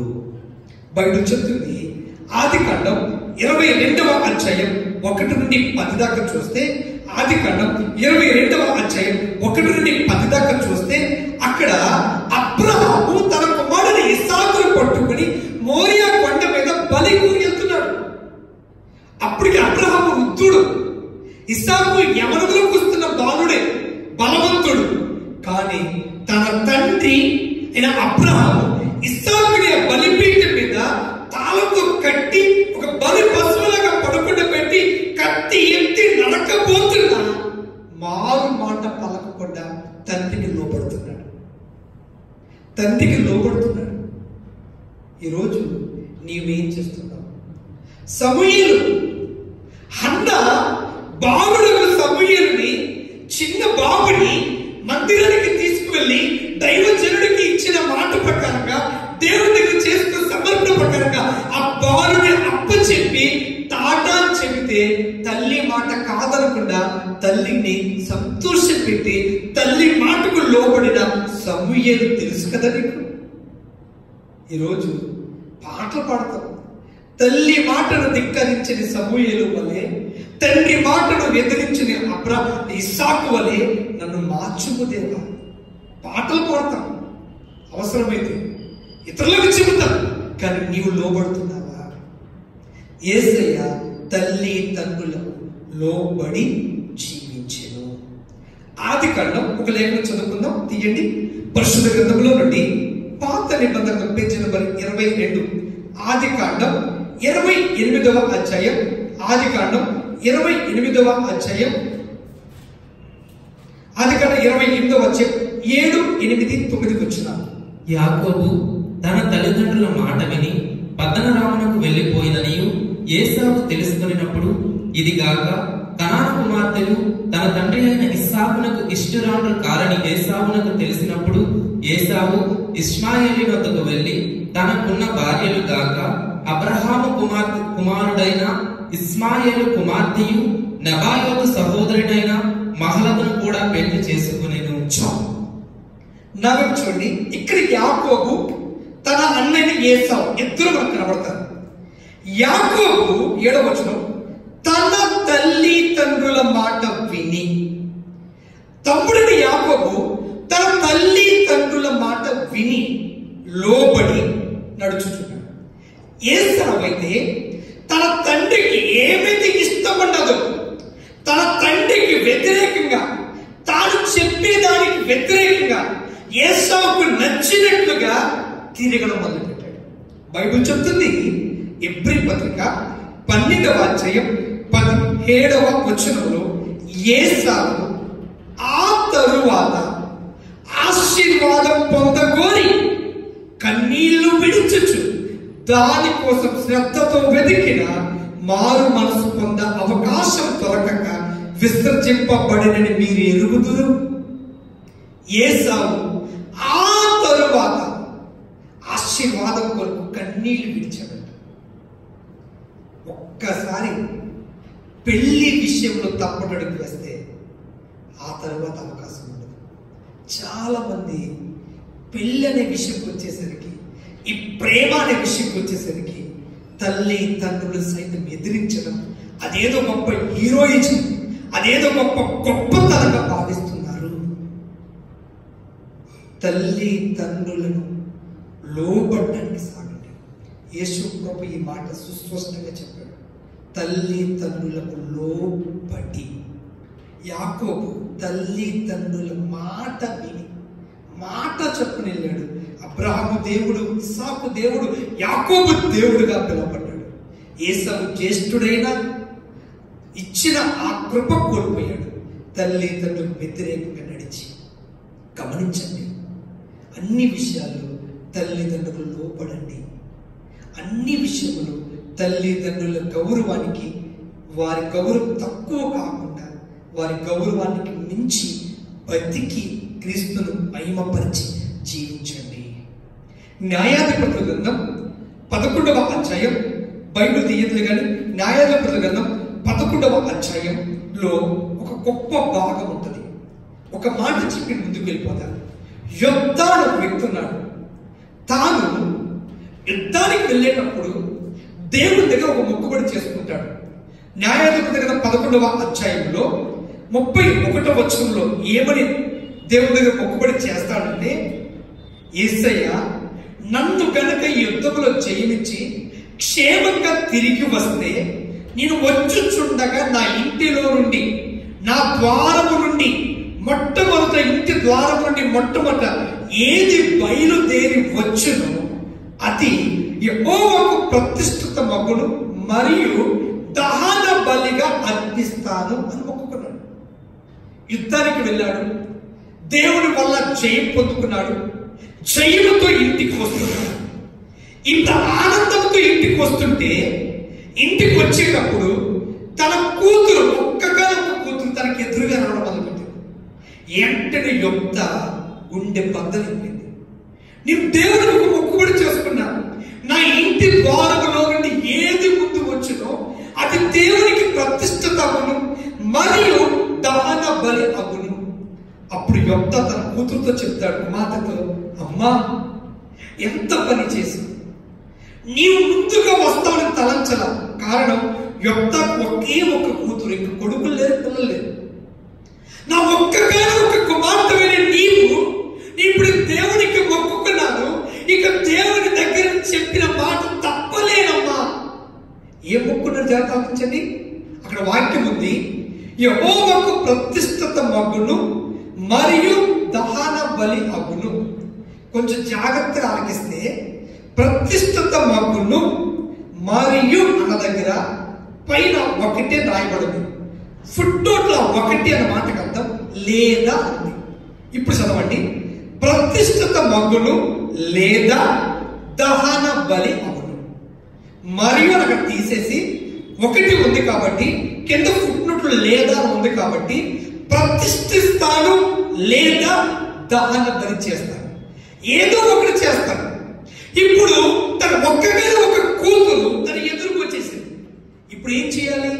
అది ఒక గొర్రె గాని, ఒక పొట్టేలు గాని, ఒక ఎద్దు గాని, ఒక పక్షి గాని, ఒక పశువు అయితే దేవునికి దహన బలి చేసేవాడు. ఇప్పుడు వచ్చింది తన ఏకైక కుమార్తె, దహన బలి చేస్తాను, ప్రతిష్ఠించేస్తాను. ప్రతిష్ఠించడం అంటే దేవునికి పూర్తిగా సమర్పించాడు, అప్పగించాడు. ఇప్పుడు తన ఒక్కగా ఒక కూతురు దేవుడికి ఏం చేశాడంటే ప్రతిష్ఠించేశాడు. అక్కడ లేఖనం చెప్పబడుతుంది, ఆ కుమార్తె వచ్చి తండ్రితో అంటుంది 39వ వచనంలో, ఆమె తన తండ్రి యొద్దకు తిరిగి రాగా అతడు తాను మొక్కుకున్న మొక్కుబడి చొప్పున ఆమెకు చేసెను. ఈ మాట వింటున్నా కొంతమంది ప్రభు మాట్లాడుతున్నాడు. కొంతమంది అంటారు, మీరు మొక్కేసుకుంటే నాకెందుకు, నా వల్ల కాదు. కాదు, యొప్తా తన కూతురు అంటుంది, నాన్న మొక్కుకున్నందుకు చెల్లించడానికి ఆమె తన జీవితాన్ని సమర్పించింది. ఈరోజు చాలా తల్లిదండ్రులు తమ పిల్లలను గర్భములో ఉన్నప్పుడే దేవునికి ప్రతిష్ఠిస్తుంటారు. అలా ప్రతిష్ఠించబడ్డ తమ్ముడిని ఎదిగి పెద్దవాడైన సహోదరుడా, నువ్వు దేవునికి అప్పగించుకో, దేవునికి సమర్పించుకో. తల్లి తండ్రులు ఆ దేవుడి సన్నిధిలో చేసిన ఆ ప్రార్థనకు నువ్వు లోబడు, తల్లిదండ్రుల మాటను లోబడు. నాకు తెలిసిన ఒక దైవజనుడు ఈరోజు కొన్ని వేల మందికి గొప్ప దైవజనుడు చార్ల్స్ పి జాకబ్. వారి తల్లిదండ్రులు తనతో చెప్పారంట యవ్వనంలో ఉన్నప్పుడు, బాబు నీ గురించి నేను చిన్నప్పుడు ప్రార్థన చేశాను దేవుని సేవ చేయాలని. కానీ తనకు అంత ఆశ లేదు. లోకంలో మంచిగా దేవుని సేవ చేయాలని ఉంది, కానీ అది పాస్టర్గా చేయడానికి ఇష్టపడలేదు. కానీ తల్లిదండ్రులు ఎప్పుడైతే సమర్పించుకున్నారన్నారో అమ్మ నాన్న మాటకు లోబడి బైబిల్ కాలేజీకి వెళ్ళారు, చదువుకొని సేవ ప్రారంభించారు. ఈ రోజు ప్రపంచ ప్రఖ్యాతి కాంచిన దైవజనుల లిస్టులో వారు ఒకరుగా దేవుని చేత వాడబడుతున్నారు. తల్లి తండ్రులకి లోబడండి. యొప్తా, అక్కడ వాక్యం ఉంది యొప్తా కుమార్తె గురించి అయితే 39వ వచనం, ఆమె తన తండ్రి యొద్దకు తిరిగి రాగా అతడు తాను మొక్కుకున్న మొక్కుబడి చొప్పున ఆమెకు చేశాను. ఆమె పురుషుని ఎరగనే లేదు. ప్రతి సంవత్సరం ఇశ్రాయేలు కుమార్తెలు 4 దినములు గిలాదు దేశస్థుని యొప్తా కుమార్తెను ప్రసిద్ధి చేయుట కద్దు. అంటే ఇశ్రాయేలు కుమార్తెలు స్త్రీలందరూ యొప్తా కుమార్తెను గురించి గొప్పగా 4 దినాలు ఆమెను స్మరిస్తూ గొప్ప చేస్తూ ఉండేవారు. ఈరోజు నీ జీవితం ఆమె ఇశ్రాయేలు కుమార్తెలలో ఎవరికి రాక ప్రసిద్ధి, ఆ గొప్ప పేరు, ఆ గొప్ప గౌరవం ఆమెకి రావడానికి కారణం ఆమె చేసుకున్నది కాదు, ఆమె గొప్పతనం కాదు, ఆమె తన తండ్రికి లోబడినందుకు, తండ్రి మాటకు తల వంచినందుకు. ఆమె ఇశ్రాయేలు కుమార్తెలలో ఆమెకు వచ్చిన ప్రసిద్ధి, ఆమె పేరుకున్న గొప్పతనం ఇంకెవరికి రానట్టుగా దేవుడు ఆమెను హెచ్చించాడు. ఈ మాట వింటున్న నీతో దేవుడు మాట్లాడుతున్నాడు.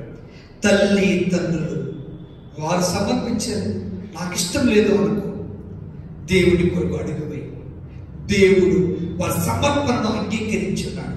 తప్పక నిన్ను తన ఆత్మాభిషేకముతో నిశక్తికి మించిన కార్యాలు నీ ద్వారా జరిపిస్తూ ఉన్నతముగా తన రాజ్య వ్యాప్తి కొరకు తన సేవలో నిన్ను వాడుకోవాలని దేవుడు నిన్ను ఈ రోజు నీతో మాట్లాడుతున్నాడు. తల్లి తండ్రులకు లోబడు. వారి ప్రార్థన, వారి మొక్కుబడికి, వారి సమర్పణకు లోబడు. యేసయ్య 3 తల్లి తండ్రులకు లోబడ్డాడు. ఆ అంశం యేసయ్య మానవాళికి చూపిన మాదిరి లేక అడుగుచాడు. 1, ఏ మంచి లేని స్థలంలో మంచివాడిగా పెరిగి చూపాడు. 2, జ్ఞానంతో నిండుకున్నాడు. 3, తల్లి తండ్రులకు లోబడి ఉన్నాడు. 4, తల్లి తండ్రులకు సహాయపడేవాడు. చెప్పండి, తల్లి తండ్రులకు సహాయపడేవాడు. సహాయపడడం అంటే వారి కష్టంలో నేనున్నాను, సహాయపడుతుంటాడు. చాలా మంది తల్లిదండ్రులు ఎంత కష్టపడుతున్నారు, నేను చదువుకోవాలి, నేను చేయను అంటారు. యేసు ప్రభు సహాయపడేవాడు. బైబిల్ ఏమో తెలుసా? మొదటి తిమోతి పత్రిక, తిమోతి రాసిన మొదటి పత్రిక 5వ అధ్యాయం 4వ వచనం. తమ తల్లిదండ్రులకు ప్రత్యుపకారం చేయుటకు నేర్చుకోవాలి. ఈ మాట చాలా ఆధారపడించండి.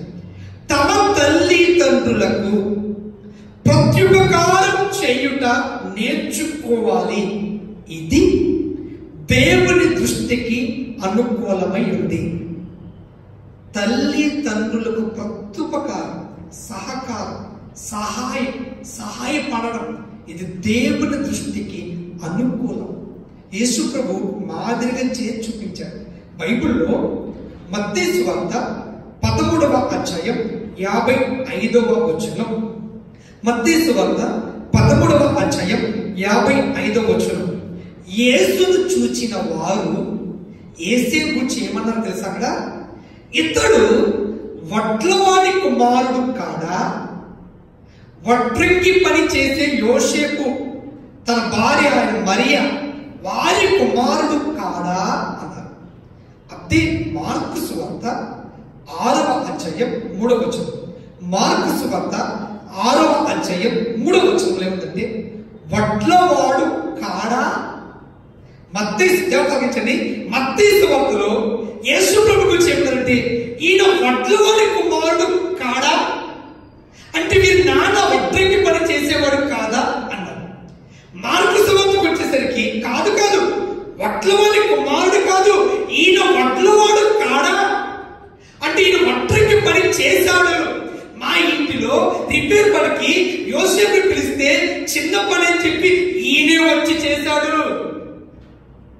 ఈయన వడ్లవాడు కాడా, వడ్రంగి వాడు కాడా అని ఎందుకంటారంటే ఈయన వడ్రంగి పని చేశాడు. 30 సంవత్సరాల కాలము మరియతో యోసేపుతో ఉన్న రోజుల్లో యోసేపుతో ఉండి ఆయన ఏం చేసేవాడు తెలుసా? యోసేపు అనబడి తన తండ్రికి, ఈ లోకంలో తండ్రిగా పిలబడుతున్న యోసేపునకు సహకారుడిగా ఉండేవాడు. చిన్న పనులు చేసేవాడు. చిన్న పనైతే నేను చేసేస్తానని చెప్పి చేసేవాడు. కాబట్టి అక్కడ ప్రజలందరూ యేసు ప్రభుని ఏమన్నాడంటే వడ్లవాడు కాడా. యోహాను సువార్త 2వ అధ్యాయంలో కానాలో ద్రాక్షారసం అయిపోయింది. ద్రాక్షారసం అయిపోయినప్పుడు యేసు ప్రభు తల్లి దగ్గరికి వచ్చి చెప్తున్నారు ద్రాక్షారసం అయిపోయింది. తల్లి కూడా యేసుకు వచ్చి బాబు ద్రాక్షారసం అయిపోయింది. నాకు అర్థం కాలేదు, యేసు ప్రభు వంట వేస్తారా? ఆ పెళ్లికి వంట వేసుకు వచ్చారు కాదు కదా, గెస్ట్. మరి యేసు ప్రభు తల్లి యేసు ప్రభుకి ఎందుకు చెప్తుందంటే యేసయ్య అంతకు ముందు ఇంటిలో ఉన్నప్పుడు తల్లికి అనేక విషయాలు సహాయపడేవాడు. యేసు ప్రభుకి అన్ని వచ్చు. అమ్మకి సహాయపడేవాడు, నాన్నకి సహాయపడేవాడు. ఆయన సహాయపడుతూ పెరిగాడు కనుక ఆ పేరు వడ్లవాడు కాడానికి వచ్చింది. అక్కడ ద్రాక్షారసం అయిపోయినప్పుడు యేసు ప్రభు తల్లి యేసు ప్రభు చెప్తుంది. ఎందుకంటే యేసు ప్రభు ఇప్పుడు ఏం చేద్దాం నేను అనుకుంటున్నా, చాలా సార్లు ఇంటిలో చాలా పర్యాయాలు చాలా విషయాలు లోటు వచ్చినప్పుడు తల్లితో అమ్మ నేను ఉన్నాను కదా అని చెప్పి ఎన్నో విషయాలు సహాయపడుంటాడు. అందుకు తెలుసు తల్లికి ఇలాంటి కష్ట వేళలో, ఇలాంటి లోటు వేళలో, ఇలాంటి సమయాల్లో నా కుమారుడు అనబడుతున్నా యేసయ్య సహాయం చేయగలడు, నాకు చాలా సార్లు సహాయపడ్డాడు. ఈ మాట వింటున్న చెల్లి, తమ్ముడు, నీతో అడుగుతున్నాడు దేవుడు, నువ్వు సహాయపడుతున్నావా అమ్మానానికి? వారి పనుల్లో సహకారిగా ఉంటున్నావా? తల్లి తండ్రులకు సహాయపడుతున్నాడు. ప్రత్యుపకారం చేయండి. నువ్వు ఎంత పెద్ద చదువు చదువుకుంటున్నా ఇంటిలో నీ తల్లిదండ్రులతో కలిసి కొన్ని సహకారం చేయండి. వారేదో మనకు పని చేయాలి, మనం కూర్చోవాలి, మనం తినాలి అన్నట్టుగా కాకుండా మనం ఇతరులకు కూడా మాదిరిగా మన కుటుంబంలో మన బాధ్యతలు నిర్వర్తిద్దాము. తల్లి తండ్రులకు సహాయపడుతున్నాడు యేసు ప్రభు. సహకారుడుగా జీవించాడు. ఈరోజు ఎంతమంది నీ తల్లి తండ్రుల కష్టములు, వారి యొక్క సమస్యలను, వారికి ఇబ్బందులను నేను ఉన్నానని తోడుండి సహాయపడుతున్నావు. నువ్వు ఎంత పెద్ద చదువుకోవచ్చు, ఒక్కొక్కసారి వారి ఆరోగ్యం బాగోక, లేకపోతే వారికి ఉన్న మన తల్లిదండ్రులకు ఉన్న కొన్ని పరిస్థితులు బట్టి వారు సహాయం కోరుతూ ఉంటారు. అలాంటప్పుడు నువ్వు లేచి చెయ్యగలిగినంత మట్టుకు సహాయ సహకారాలు అందించాలి. 4 తల్లిదండ్రులకు సహాయపడారు. 5 లూకా సువార్త 2వ అధ్యాయం 46వ వచనం. లూకా సువార్త 2వ అధ్యాయం 46వ వచనం. 3 దినములైన తరువాత ఆయన దేవాలయంలో బోధకుల మధ్య కూర్చుండి వారి మాటలను ఆలకించుచు వారిని ప్రశ్నలు అడుగుచూ ఉండగా చూసిరి. చాలు. యేసయ్య బోధకుల మధ్య కూర్చుంటాడు. బోధకులు బోధించేవారు, నేర్పించేవారు, చెప్పేవారు, వారి మధ్య కూర్చుంటున్నాడు. ఎవరి మధ్య కూర్చున్నాడండి? బోధకుల మధ్య, చెప్పేవారి మధ్య. నీవు ఎవరితో ఉంటున్నావు? ఒకరికి మాదిరిగా జీవించేవారు, చెప్పేవారితో ఉంటున్నావా? చెప్పించుకునే వారితో ఉంటున్నావా? నీ స్నేహం ఎవరితో ఉంటుంది? యేసయ్య సహవాసం బోధకుల మధ్య, అంటే చెప్పే వారితో స్నేహం చేస్తున్నాడు, వారి మధ్య కూర్చుంటున్నాడు. చాలా మంది, ఒక యవనస్తుడు కాలేజీకి హాల్ టికెట్ కోసం వెళ్ళాడు. తనతో పాటు ఇద్దరు యవనస్తులు తీసుకెళ్ళారు ఫ్రెండ్స్. ఆ కాలేజీ ప్రిన్సిపల్ ఈ హాల్ టికెట్ కోసం వచ్చిన ఈ తమ్ముడు అంటున్నాడంట, అతనితో మాట్లాడకుండా తనతో వచ్చే ఇద్దరు స్నేహితులతో ఏమంటే, నాన్న మీరేం చదువుతున్నారు అన్నాడు. సార్ మేము కూడా ఇంటర్ సెకండ్ ఇయర్ సార్ అన్నారంట. అప్పుడు ఆ ఇంటర్ అన్నారంట, వీడితో తిరుగుతున్నారు, మీ బతుకులు కూడా వీరిలా బతుకులు మారిపోతాయి. ఎందుకు వీడితో తిరుగుతున్నారు? మీరు వీడితో తిరగడం వల్ల మీ జీవితాలు ఎందుకు పాడు చేసుకుంటున్నారు? మీ అమ్మా నాన్నలు ఇన్ని వేల రూపాయలు ఖర్చు పెట్టి చదివిస్తుంటే వీడితో తిరగడం ద్వారా మీ జీవితాలు పాడైపోతాయి. అంటే ఆ ప్రిన్సిపల్ యొక్క కాన్సెప్ట్ ఏంటంటే, హాల్ టికెట్ అడుగుతున్న వ్యక్తి మంచి స్వభావం గలవాడు కాదు, మంచి గుణము కలిగిన వాడు కాదు, మంచి అలవాట్లు కలిగిన వాడు కాదు, ఆదర్శవంతుడు కాదు. ఈరోజు నువ్వెవరితో తిరుగుతున్నావు? నిజవాడ ప్రాంతాల్లో ఒక చిన్న సామెత ఉంటుంది. పెళ్లి చూపులకి ఒక పెళ్లి కొడుకు వెళ్ళొచ్చాడు. ఆ పెళ్లి కొడుకు గురించి ఎంక్వైరీ చేయాలంటే, పెళ్లి కొడుకు ఎలాంటి వాడో తెలుసుకోవాలంటే, ఆ పెళ్లి కొడుకు స్నేహితులు ఎవరో చెబితే చాలు ఆ పెళ్లి కొడుకు ఎంత మంచివాడో చెడ్డవాడో గుర్తుపెట్టేస్తారు. అంటే సహవాసం. యేసు ప్రభు బోధకుల మధ్య కూర్చున్నాడు. అంటే చెప్పే వారి దగ్గర వెళ్తున్నాడు తప్ప చెప్పించుకునేవారు. ఎందుకురా పుట్టావు, ఎందుకు నిన్ను కన్నా, ఎందుకు ఈ జన్మ, ఎందుకు ఈ బ్రతుకొని నలుగురితో చీకొట్టించుకునే వారితో యేసు ప్రభు కూర్చోవట్లేదు. అందుకే బైబిల్ చెప్తుంది, కీర్తన 1వ కీర్తన 1వ వచనం, దుష్టుల ఆలోచన నడవక, పాపుల మార్గం నిలవక, అపవాసకులు కూర్చునే చోట కూర్చోవద్దు. ఈ వాక్యం వింటున్న నీతో అడుగుతున్నా, నీవు ఎవరితో సహవాసం చేస్తున్నావు? నీ స్నేహం ఎవరితో ఉంటుంది? నువ్వు ఎక్కడ కూర్చుంటున్నావు? పనులు ఖాళీ అయినాయి, ఈరోజు పని లేదు, ఎవరి మధ్య తిరుగుతున్నావు? నువ్వు ఎవరితో స్నేహం చేస్తున్నావు? ఎవరితో ఆటలాడుతున్నావు? నువ్వు ఆడుకునేవారు, నువ్వు స్నేహం చేసేవారు, నువ్వు పుట్టిన చోటు, నువ్వు కూర్చునే చోటు ఎవరైనా నీ చుట్టూ ఎవరు ఉన్నారు అన్నది నువ్వు తెలుసుకొని కూర్చోవాలి. అలాంటి వారి మధ్య నువ్వు ఉండాలి. బైబిల్ చెప్తుంది, తిమోతి రాసిన 2వ పత్రిక 2వ అధ్యాయం 22వ వచనంలో ఇలా ఉంది. పౌలు తన ప్రియ కుమారుడు ప్రియ శిష్యులతో మంచి మాట చెప్తున్నాడు. తిమోతితో పౌలు చెప్తున్నాడు, నీవు యవనేచ్ఛల నుండి పారిపోయి పవిత్ర హృదయులై ప్రభువునకు ప్రార్థన చేయు వారితో కూడా నీతిని, విశ్వాసమును, ప్రేమను, సమాధానమును వెంబడించు. పవిత్ర హృదయులై ప్రభువునకు ప్రార్థన చేయు వారితో కూడా ఉండు. యవనస్తుడిని యవనస్తులతో ఉండదు.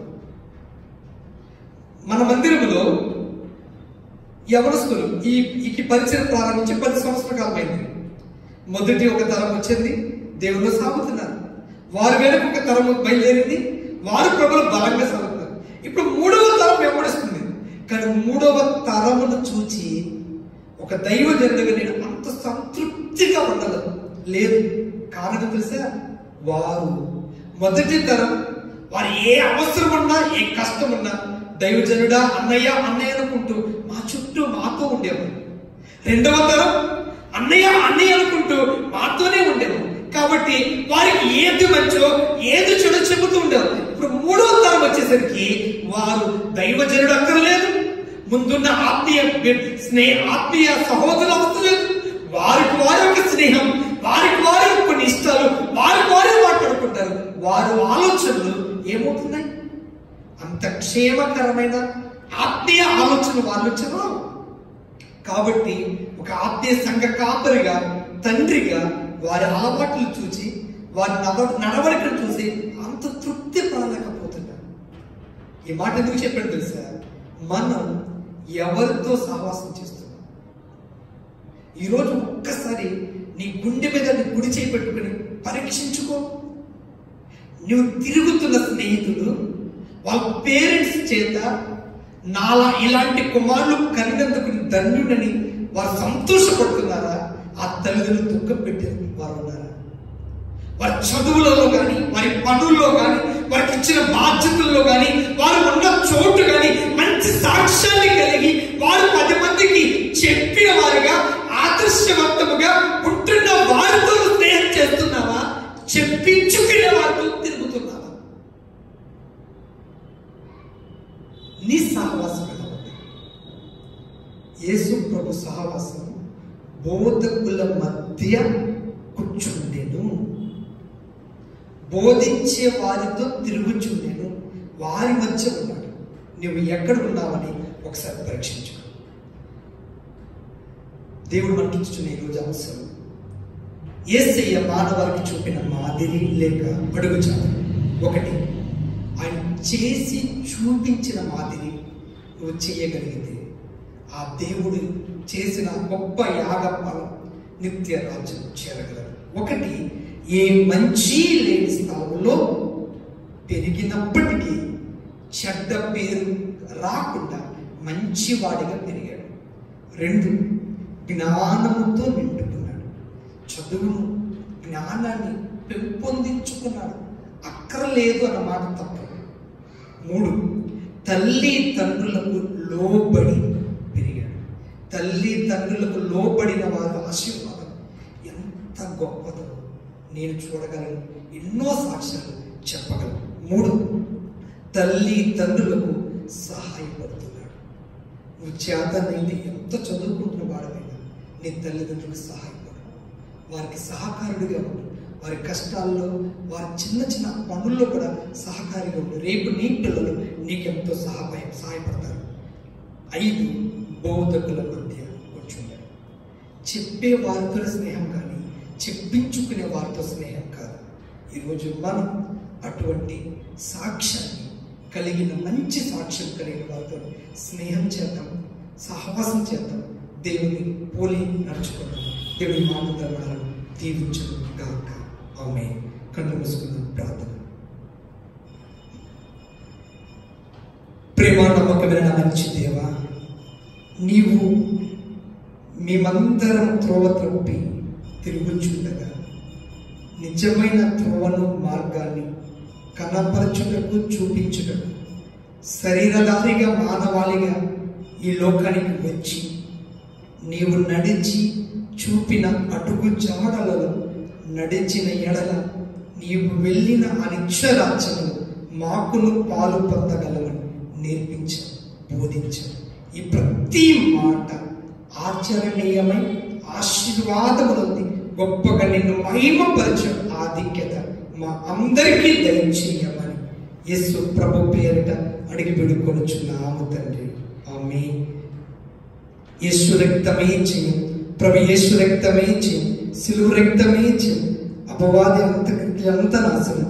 యేసు రక్తమే సంపూర్ణ విజయం కలుగును గాక. ఆమేన్.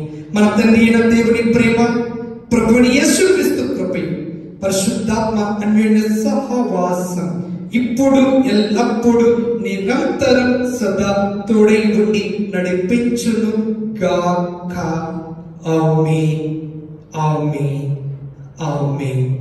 God bless you. దేవుడు మనల్ని దీవించును గాక. ఆమేన్.